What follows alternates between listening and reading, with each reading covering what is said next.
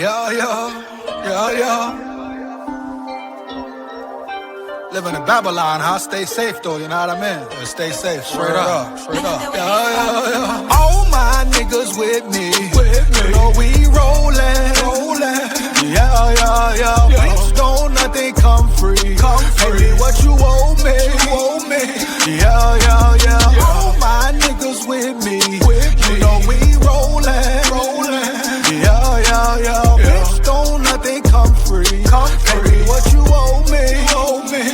Yeah, yeah, yeah. These niggas full of buffoonery. Try me, they gon' read your eulogy. Gemini, you know it's two of me. Niggas don't know what to do with me. Alien, I feel immortalized. Highly protected, we fortified. Nigga, you die, play with Mordecai. Lay in the ditch if you play with. I'm ready. Down at the levee, we going fishing at the levee. Roll Tide full of pride, roll tide. Let's get right into it, dive in. As you know, camp starts next week. A lot of questions to be asked, a lot of things to be determined, a lot of position battles across the board. You should be very excited about this team. This Bama team has a lot of talent. Question is, how do they execute on the field? Are they locked in, week out? Can DeBoer and his staff have them ready every week? That's the main thing right there. Development, most important. Player-coach relationships, coach-player development, etc. Can you get the most out of your players? Can you maximize their potential? Biggest question going into the season, into training camp, how does your offensive line look? Are they physical? Are they aggressive? Are they violent? That's all we really need to know right there. I believe it will start and end with the O-line. As we know, the games are won in the trenches every time, especially playoff time. You cannot evade that. So the main question for Kalen DeBoer, Ryan Grubb, Adrian Clem, etc., the players, can they move bodies? Can they be violent consistently? Can they show consistent effort, consistent grit? That's the main question right there. Because guess what? If the O-line play is piss poor again, it doesn't matter who you have, what skilled players you have, what you do, what the defense does, etc.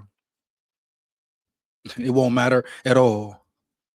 With that being said, let's get into the article right quick, dive into it. We're going to talk about the transfers, 6 transfers who could make an instant impact for Alabama as far as the offensive side goes. Tomorrow, I'll get into the defensive side.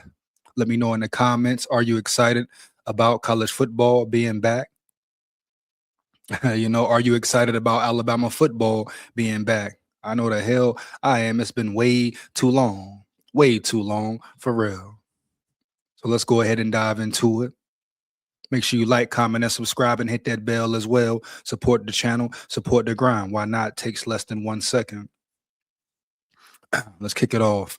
6 transfers who could make instant impacts for Alabama in 2026. Once again, this is the offensive side of the ball.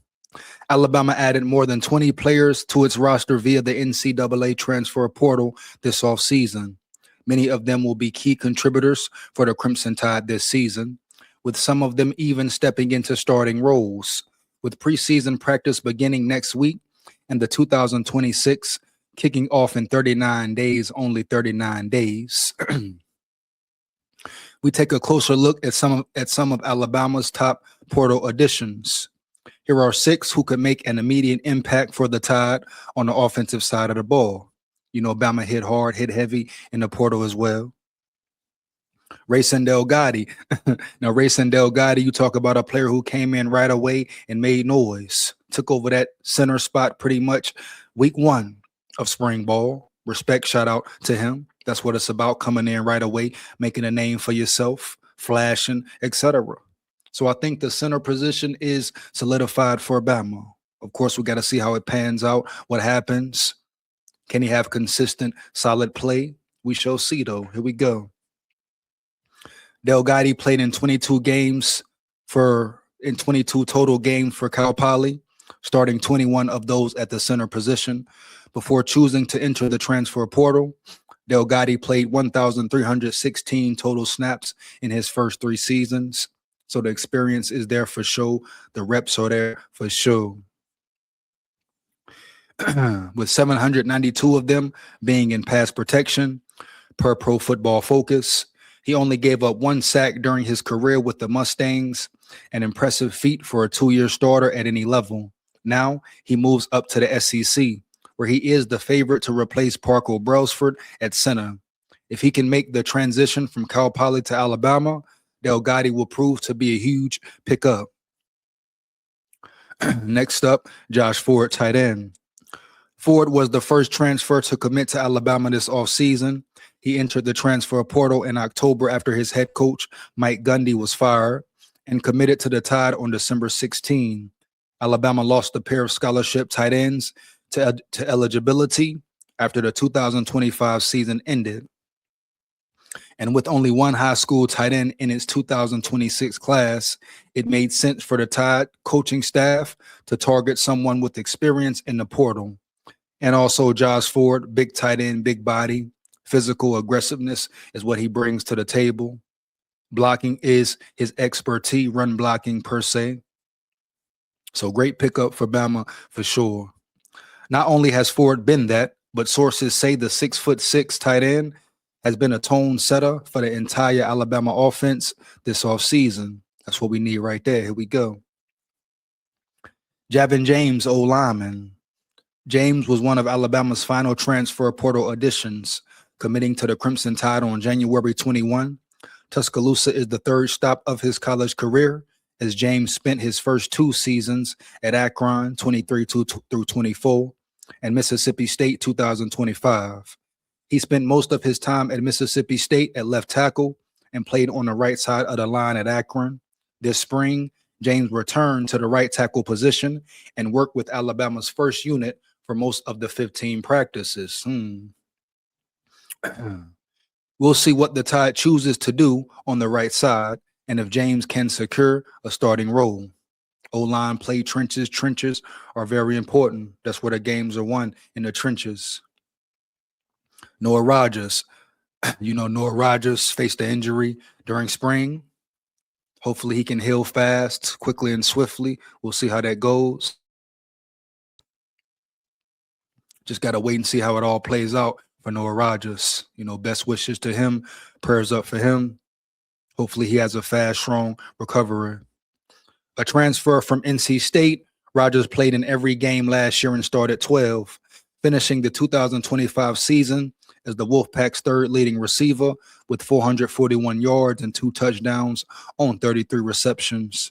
This spring, he was consistently one of the first wide receivers on the field before he suffered a knee injury during Alabama's A-Day scrimmage. Head coach Kalen DeBoer provided a positive update on Rogers at SEC Media Days, but the new wideout is still expected to miss the start of the season. If not for the setback, he would have likely started game 1. Injuries suck, but they are part of the game. How do you regroup? How do you adjust? Are your backups, your other players, your recruits, your portal guys, whoever, can they step up? Are they prepared and ready? Last but not least, Nick Brooks, O-lineman out of Texas, came through the portal as well. Big dude, real big, 6'7", I believe, 330 plus.